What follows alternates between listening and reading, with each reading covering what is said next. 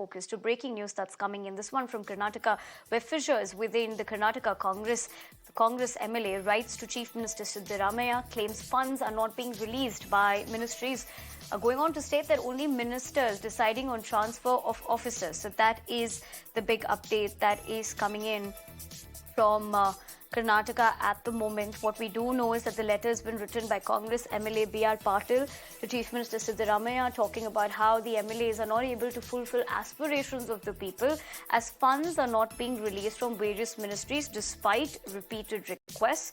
The letter also states that even recommendations for transfer of officers is not being paid heed to by ministers who are doing it at their own whims, and officers and constituencies are not repeating their requests for work to be done.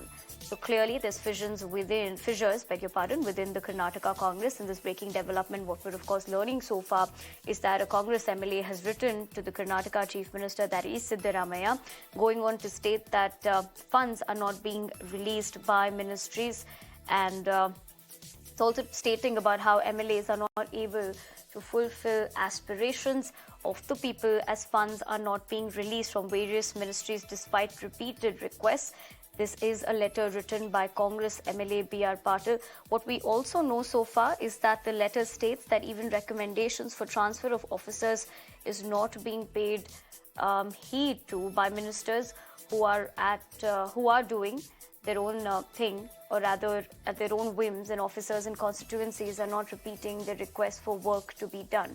So Deepak, my colleague, joins me on the broadcast over the phone lines. Deepak, what else can you tell us about the fact that this letter has been written by Congress MLA B.R. Patil to Chief Minister Siddaramaiah?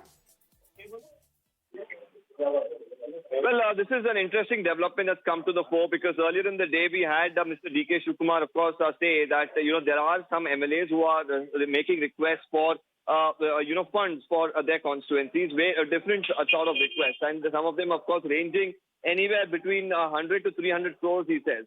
Now, more importantly, of course, this was, he accepted that there is a constraint of funds because there are 5 guarantees that will be the top focus of this government. And he did, of course, say that they'll have to wait it out for about a year before other aspects or other funding can be concentrated upon. But now we are looking at this letter where B.R. Patil, the MLA from Anand in Kalburgi, has written to the Chief Minister citing that, they came to power. They went to the voters asking for votes that, certain developmental work will be done. Now, when they're asking certain ministries to release those funds, these requests are falling on deaf ears. They're also saying they're also making requests that there would be certain officers would be good for, their districts or departments. But even these requests are, not being paid heed to, as ministers are doing it based on their own whims and fancies. The BJP is slamming this letter and, this entire episode itself, and saying this shows the entire transfer scam that they were alleging is true. They're also here saying that, whether it's only the 5 guarantees that matter, and whether, the other developmental work in the state,